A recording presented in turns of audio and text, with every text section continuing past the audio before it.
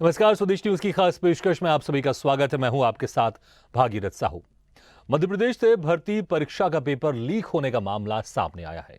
प्रदेश में मंगलवार को स्टाफ नर्स के पदों पर भर्ती के लिए आयोजित एमपी एनएचएम परीक्षा को पेपर लीक हुआ है। परीक्षा का पेपर लीक हुआ है। 7 फरवरी को एक शिफ्ट के एग्जाम के बाद एनएचएम एमपी की 2284 पदों पर होने वाली भर्ती परीक्षा को पेपर लीक होने के बाद रद्द कर दिया गया। आपको बता दें कि स्टाफ नर्स के 2284 पदों पर भर्ती के लिए 45,000 अभ्यर्थी परीक्षा में शामिल हुए थे। ग्वालियर पुलिस ने सनसनीखेज खुलासा करते हुए मामले में 8 आरोपियों को गिरफ्तार किया है, जो देश के अलग अलग 4 राज्यों के रहवासी हैं। पुलिस ने 24 परीक्षार्थियों को भी हिरासत में लिया है। पुलिस में हिरासत में लिए गए आरोपियों से कथित पेपर लीक मामले से जुड़ी सामग्री भी बरामद की है। आरोपियों से पूछताछ की जा रही है। आपको बता दें कि डबरा में 7 आरोपियों ने 15 लाख रुपए में पर्चा खरीदा था। पुलिस ने बताया कि परीक्षार्थियों के माता पिता से इस गैंग के लोगों ने सौदा किया था, जिसमें उन्होंने बताया कि पहले एडवांस नहीं लिया गया था। यदि पेपर फंस जाता तो 2 से 3 लाख की राशि प्रति परीक्षार्थी से ली जाती, लेकिन पेपर देने से पहले इन सभी परीक्षार्थियों के मूल दस्तावेज जमानत के तौर पर गैंग ने अपने पास रख रखे थे। टगनपुर के ढाबे पर 15 लड़कियां और 11 लड़के प्रश्न पत्र सॉल्व करते हुए पुलिस को मिले थे। एनएचएम के मुख्य प्रशासकीय अधिकारी के रावत के परीक्षा रद्द आदेश के बाद एनएचएम की डायरेक्टर प्रियंका दास ने पूरा ठीकरा दिल्ली की निजी agency strategic alliance management service private limited पर फोड़ दिया। उनका कहना था कि परीक्षा को आउटसोर्स एजेंसी सेम्स ने निरस्त किया है, जबकि एनएचएम के प्रशासकीय अधिकारी के रावत ने परीक्षा रद्द का आदेश जारी किया है। पेपर लीक होने के विरोध में भोपाल में एनएसयूआई ने जमकर प्रदर्शन किया, तो वहीं कांग्रेस के वरिष्ठ विधायक और नेता प्रतिपक्ष डॉक्टर गोविंद सिंह ने सरकार पर हमला बोला। उन्होंने कहा कि प्रदेश में माफियाओं का राज है, एमपी में माफिया और सरकार के बीच गठजोड़ है। परीक्षा को सरकार 1 महीने के अंदर करवाए। आपको बता दें कि यह कोई पहला मामला नहीं है जब किसी भर्ती परीक्षा का पर्चा लीक हुआ हो। वैसे भी व्यापम कांड की वजह से मध्य प्रदेश हमेशा ही सुर्खियों में रहा है।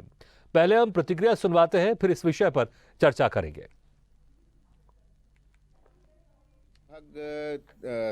70 से 80 जो परीक्षार्थी थे उनसे उन्होंने उनके डॉक्यूमेंट जमा कराए थे और ये इनको प्रॉमिस किया था कि जो क्वेश्चन पेपर आपको सॉल्व कराया जा रहा है हूबहू वही एग्ज़ाम में आएगा, पर एग्ज़ाम चूँकि निरस्त हो गया है, अतः अब जो ये क्वेश्चन पेपर है इसको हम डायरेक्टरेट को भेज रहे हैं कि जो क्वेश्चन पेपर आने वाला था और जो हमने यहाँ पर हमको मिला है उसमें कितनी समानता है, जिससे कि उनके स्तर पे भी ये जांच हो जाए कि यही पेपर आने वाला था।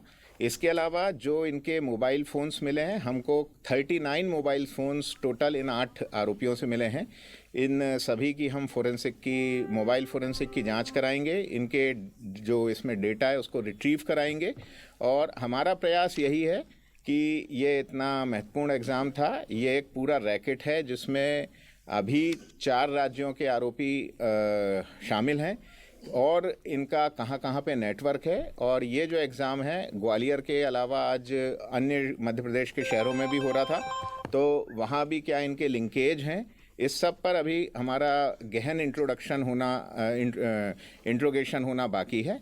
अभी इस पूरे प्रकरण में थाना क्राइम ब्रांच में धारा 420, 66 EIT एक्ट, 120 बी और 3-4 मध्य प्रदेश परीक्षा अधिनियम, इसके तहत प्रकरण पंजीबद्ध किया जा रहा है।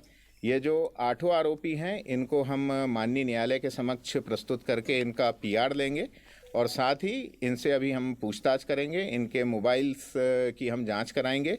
हमारा प्रयास है जल्द से जल्द इस पूरे रैकेट की जड़ तक पहुंचा जाए। उत्तर प्रदेश और यहाँ के लोगों ने साठ काट करके माफियाओं ने पेपर लीक की दिया, जिससे पूरे प्रदेश की परीक्षा निरस्त हो गई।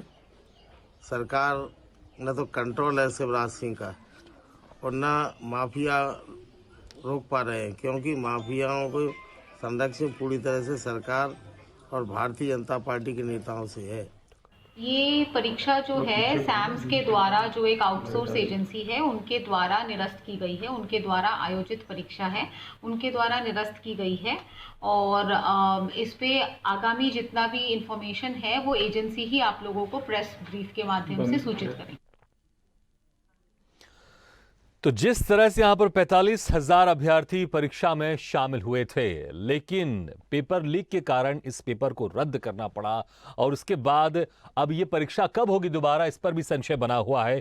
क्योंकि जो तैयारी की थी, जो समय दिया था 45,000 अभ्यर्थियों ने, उस समय का क्या होगा? अब फिर से उनको वो समय देना पड़ेगा, अब फिर से इंतजार करना पड़ेगा कि उनकी ये परीक्षा कब होती है। लेकिन सवाल यहां पर यह भी उठता है कि आखिर किस तरह के सुरक्षा के इंतजाम थे इस इतने इंपॉर्टेंट पेपर में कि पेपर लीक हो जाता है और फिर मजबूरी में इस पेपर को रद्द करना पड़ता है। तो वाकई यहां पर सवाल भी है कि आखिर सुरक्षा के इंतजाम क्यों नहीं थे और आखिर कौन है इसके पीछे वो मास्टरमाइंड जो इस तरह से इतने अहम पेपर को, इतने अहम परीक्षा के पेपर को वो लीक करवा देते। कहां से निकलकर ये पेपर आया, इनके पास पहुंचा और किस तरह से सारी चीजें डील हो रही थी, ये वाकई इसमें बहुत सारे सवाल खड़े होते हैं।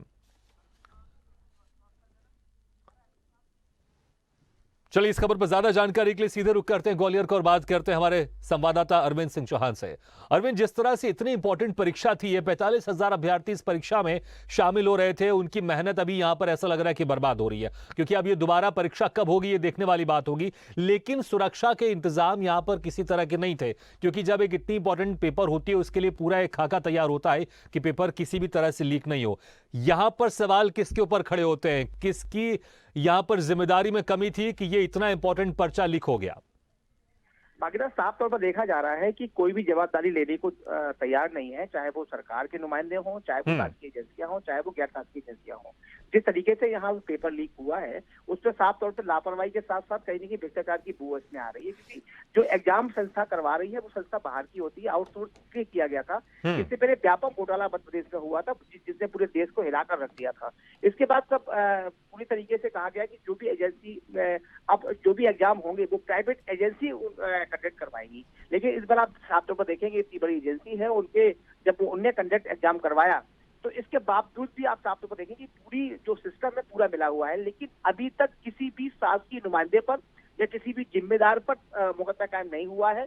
कहीं ना कहीं ये जो NHM राष्ट्रीय स्वास्थ्य मिशन बड़ी संस्था है, इसमें दो तरीके से फंड आता है। 60% पैसा इसमें केंद्र सरकार का होता है और 40% पैसा राज्य सरकार देती है। दोनों के माध्यम से लगभग 3,000 करोड़ का बजट इसमें जाता है। एक सबसे बड़ी बात मैं इस पे ये कहूंगा, जो इसमें जो संविधान नियुक्तियां इसमें होती है, इसमें नियुक्त निष्कासन दो ही चीजें होती हैं। इसमें कोई भी सस्पेंशन का कार्यक्रम नहीं होता। सस्पेंशन का मतलब ये नहीं, क्योंकि जो पद इसमें होते हैं वो अस्थायी पद होते हैं 1 साल के लिए। तो इतना बड़ा घोटाला आप समझ सकते हैं, अस्थायी पद के लिए 15-15 लाख रुपए लेना। कहाँ से लोगों ने अरेंजमेंट किया होगा? लगभग 250 पद पूरे मध्य प्रदेश में भरे जाने हैं। तो वही सरकार बहावाई छूट रही है कि सर हम तो बराबर बेरोजगारों को नौकरियां दे रहे हैं, लेकिन कहीं ना कहीं पूरा सिस्टम मिला हुआ है। जी अच्छा, ये जो बात सामने है कि जो 7 आरोपी हैं, इन्होंने 15 लाख रुपए में पर्चा खरीदा था, किनसे खरीदा था और इसको लीक करने वाले कौन है? क्या कुछ किसी तरह की पुलिस ने उसमें खुलासा किया है या फिर अभी जांच जारी है, अभी पुलिस इस बारे में ज्यादा खुलासा नहीं कर रही है? देखिए, बड़ा मामला है। जब कोई भी मामला राज्य स्तर का होता है तो जिला लेवल की जो डिस्ट्रिक्ट फोर्स होती है वो मुख्य कदम रखती है, क्योंकि इसमें टोटल डीजीपी से लेकर मुख्यमंत्री तक का इन्वॉल्वमेंट हो जाता है और बराबर सबका एक दबाव रहता है। हाँ। कोई गलत जानकारी ना चली जाए, इसलिए पुलिस कुछ भी अभी ठीक है, इसलिए पुलिस इस पर पूरी गहनता से जांच करेगी, उसके बाद फिर इस मामले में खुलासा करेगी कि आखिर उनको पेपर कहां से आया, कहां से मिला और कौन है इसके पीछे जिम्मेदार। इस वक्त हमारे साथ बीजेपी नेता ग्वालियर से जुड़ गए अरुण सिंह जी और साथ ही कांग्रेस नेता ग्वालियर से जुड़ गए योगेंद्र सिंह तोमर जी। आप दोनों का बहुत बहुत स्वागत है हमारी इस खास चर्चा में। अरुण सिंह जी, सबसे पहले आपसे ये सवाल करना चाहूंगा मैं कि आखिर सरकार की यहां पर तारीफ करनी चाहिए या फिर आलोचना करनी चाहिए? तारीफ इसलिए क्योंकि पेपर होने से पहले ही पुलिस ने इसका खुलासा कर दिया और आरोपियों को पकड़ लिया, और आलोचना की बात इसलिए कर रहा हूं कि जब इतनी इंपॉर्टेंट पेपर हो रही थी, सरकार की तरफ से इन चीजों को ध्यान क्यों नहीं दिया गया कि आखिर इस तरह के इंपॉर्टेंट पर्चे लीक नहीं हो? क्योंकि जो इतने सारे 45,000 के आसपास अभ्यर्थी इस परीक्षा में शामिल हो रहे थे, उनकी मेहनत लग रहा है कि अभी यहां पर बेकार जाती हुई दिखाई दे रही है। आदरणीय भागीरथ जी, देखिए ऐसा है, ये पहला मध्य प्रदेश का उदाहरण है। हमारी नेवर स्टेट, चाहे वो राजस्थान रही हो चाहे वो छत्तीसगढ़ रही हो, वहां पेपर लीक तब हुए जब एग्जाम चालू हो चुके थे। उसके बाद जो है पेपर लीक के कारण पकड़े गए। हमारे यहाँ एग्जाम से पहले ही पकड़ा गया है। ये सरकार की मुस्तैदी का प्रतीक है कि समय रहते इस पूरे गिरोह पर जो है फंदा डाल दिया गया और ग्वालियर में वो अभ्यर्थी भी ठीक पकड़े है। गए और जो पेपर लीक हुआ, इसकी जिम्मेदारी किसकी है? सरकार की नहीं है इसकी जिम्मेदारी? नहीं, सरकार की इसलिए नहीं है कि ये एक प्राइवेट एजेंसी है जिसने पेपर सेट किया था और ये वहीं से लीक हुआ है। सरकार की किसी भी एजेंसी के माध्यम से लीक नहीं हुआ है। इसके सोर्स बिल्कुल मिल गए हैं। नहीं, लेकिन देखिए मध्य प्रदेश में है। मध्य प्रदेश का इतना इंपॉर्टेंट पेपर, ऐसा तो नहीं हो सकता कि मध्य प्रदेश में कोई परीक्षा, इतनी बड़ी परीक्षा कंडक्ट हो रही है और उसमें सरकार को कोई हस्तक्षेप ही नहीं है, क्योंकि ये सारे जो पद है, ये सारे पद है। मैं ये नहीं कह रहा कि सरकार का हस्तक्षेप नहीं, सरकार मैं वही तो कह रहा हूं, अगर सरकार का हस्तक्षेप है, अगर आप ये क्रेडिट ले रहे हैं इस बात पर सरकार के लिए कि सरकार ने देखिए पहले ही पकड़ लिया, पेपर होने से पहले ही हमने जो लीक हुआ था पेपर, बाकी दूसरे राज्यों में परीक्षा होने के बाद पेपर लीक हुआ, लेकिन अगर ये क्रेडिट आप ले रहे हैं तो इसकी जिम्मेदारी भी तो सरकार को लेनी पड़ेगी ना कि पेपर लीक हो गया है। नहीं, पेपर, मैं वही कह रहा हूं आपसे कि पेपर लीक हुआ और तुरंत उसके खिलाफ कार्रवाई हो गई। देखिए, पेपर पहली बार जो है इस तरह की घटना नहीं हुई है। ये देश भर में तमाम सारे राज्यों में बहुत सारे एग्जाम होते हैं, उनमें से कुछ पेपर लीक होने के कारण बार बार पकड़े जाते हैं। मैं ये नहीं कह रहा, मैं ये कह रहा हूं बहुत सीधे सीधे कि अभ्यर्थियों का नुकसान हुआ है निश्चित तौर पर। मैं भी सीधे सीधे कह रहा हूं सरकार इसकी जिम्मेदारी ले लेना, क्योंकि अभी आप उदाहरण दे रहे हैं ये कोई पहला मामला नहीं है। फिर तो ऐसे अपराध करने वाले ही बोल देंगे कि भैया ये कोई पहला मामला नहीं, चोरी का कई लोग चोरी करते हैं, मैंने भी चोरी कर लिया। ऐसे तो चीजें नहीं चलेंगी ना कि सब जगह होता है इसलिए हमारे यहां पर भी हो रहा है, इसमें कोई बड़ी बात नहीं है। जिम्मेदारी लेनी चाहिए ना। देश भर में जिस तरह की चोरियां जो है पेपर लीक कांड होते हैं, ये पहला उदाहरण है कि जब पेपर लीक हुआ और एक दिन पहले ही जो है लोगों को चलिए, मैं इसके लिए आपको बधाई दे देता हूं, बहुत बहुत बधाई की पात्र है सरकार कि पुलिस ने पेपर होने से पहले इसको जो लीक हुआ था उनके आरोपियों को पकड़ लिया और पेपर लीक हो गया। लेकिन मुझे बताइए, पेपर लीक हुआ, इसकी जिम्मेदारी भी तो लेनी पड़ेगी ना शासन को, प्रशासन को। सिर्फ ऐसा नहीं बोल सकते कि हमने पकड़ लिया आरोपियों को। उनका क्या होगा जो 45 साल लोग इतने समय से मेहनत कर रहे थे और सारा इंतजाम कर रहे थे कि हाँ इस दिन हमें पेपर देना हो, पूरी तैयारी चल रही थी, उनकी मेहनत तो बर्बाद गई ना। तो ये जिम्मेदारी तो कम से कम लेनी पड़ेगी ना। नहीं तो मैं मेरी पूरी बात जो है अगर आप सुनेंगे तो आपको समझ में आएगा कि मैं क्या कहना चाह रहा हूं। मेरा ये बहुत साफ तौर पर कहना है कि सरकार इस जिम्मेदारी की बात नहीं है। सरकार एग्जाम करवाए, गोपनीय तरीके से एग्जाम हो, ये सरकार की नैतिक जिम्मेदारी भी है।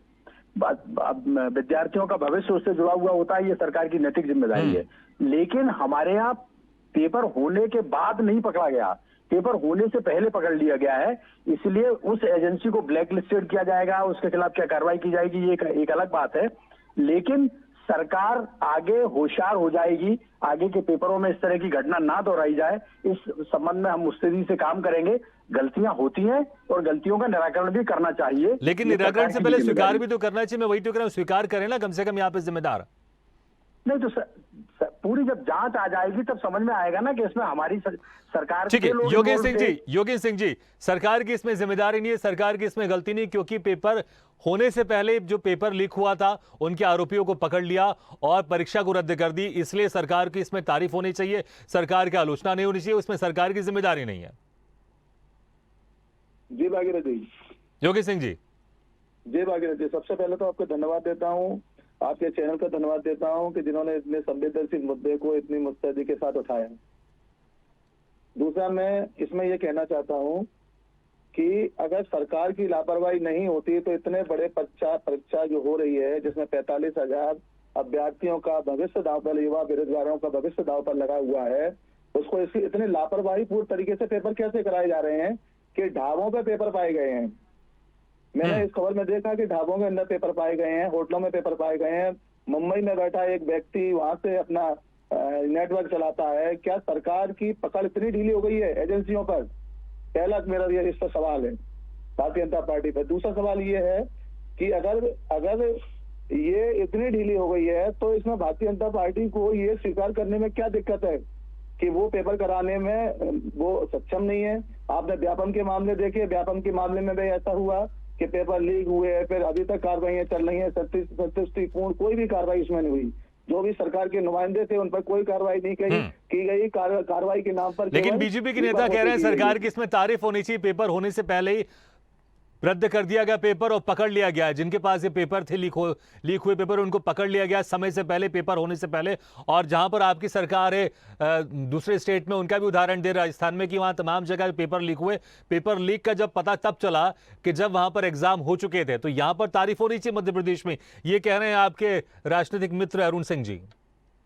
नहीं, मेरा इसमें यही कहना है कि ये कोई बहादुरी नहीं है कि हमने पेपर लीक होने से पहले पकड़ लिए। ये मेरा आरोप है भारतीय जनता पार्टी पे कि हो सकता है कि पेपर लीक भी भारतीय जनता पार्टी की सरकार के नुमाइंदों ने करवाए हों, क्योंकि हो सकता है कि अरुण सिंह जी बहुत बड़ा आरोप लगा रहे हैं आप पर, कांग्रेस के नेता योगी सिंह जी की कहीं ना कहीं बीजेपी के नेता ने इस पेपर को लीक करवाया होगा। ना नहीं है ना आरोप। अपने बगल में झांक के देखे ना, राजस्थान में 3 पेपर लीक होते हैं और उसमें अभी तक कोई कड़ी कार्रवाई नहीं होती है और सरकार के नुमाइंदे पकड़े जाते हैं उसमें। तो व्यापम के मामले में क्या कहना है इनका भाई साहब का? व्यापम के मामले में लोग जेल में हैं। व्यापम के मामले में हमारा एक अगर मंत्री था तो मंत्री जेल गया। आपको पता है, सरकार अगर गलती करती है तो उसका निराकरण भी किया जाता है और कार्रवाई भी की जाती है। नहीं, लेकिन जिनको पता है कि व्यापम वाले केस में सरकार के और मंत्री स्तर के लोग जेल गए हैं। मेरा ये आरोप है सीधा कि आपका कहना ये है कि मंत्री पे कार्रवाई हुई है, लेकिन जो 100 से ज्यादा मौतें हुई हैं उनका दोषी कौन है? उनकी भरपाई कौन करेगा? देखिए ये नहीं ठीक है, मुझे हम ऐसा लग रहा है कि हम उस मुद्दे पे जा रहे हैं, हालांकि वो मुद्दा भी इससे जुड़ा हुआ है, लेकिन अभी हम करंट मुद्दे पे बात करें तो ज्यादा बेहतर होगा। योगी सिंह जी, आप अपनी बात कंप्लीट कीजिए, फिर मैं एक सवाल करूंगा अरुण सिंह जी से। जी बाबर जी, मेरा सीधा कहना है कि ये सरकार, भारतीय जनता पार्टी की सरकार, किसी भी तरह की लॉ एंड ऑर्डर को लागू करने में, उसको सक्षम रखने में, उसको व्यवस्था बनाने में पूर्णतः फेल है। और भारतीय जनता पार्टी में ऐसे स्कैंडल होना आम बात हो गई है। सरकार के जो मंत्री हैं, सरकार के जो नुमाइंदे हैं, वो ऐसे स्कैंडलों का खूब रूपरेखा तैयार करते हैं। ये पता नहीं क्या। ठीक है अरुण सिंह जी, कांग्रेस ने अपना यहाँ पर एक लाइन तैयार कर ली है कि इसमें कहीं ना कहीं जो पेपर लीक हुआ है, इसमें बीजेपी के नेता भी शामिल है, इसमें सरकार और माफियाओं के गठजोड़ है, क्योंकि नेता प्रतिपक्ष गोविंद सिंह ने भी आरोप लगाया आप लोग के ऊपर। देखिए, प्रतिपक्ष का काम ये आरोप लगाना है, लेकिन इसकी तारीफ नहीं करेंगे कि पेपर होने से पहले ही पकड़ लिए गए अपराधियों को, और बड़े गिरोह का जो है भंडाफोड़ हो गया। ये इनकी समझ में नहीं आएगी। जो ऑपरेट हो रहा है, जो है वहाँ महाविकास अघाड़ी महाराष्ट्र में सरकार थी, वहां से हो रहा है, और वहां की सरकार के दौरान भी एग्जाम में पकड़े गए थे।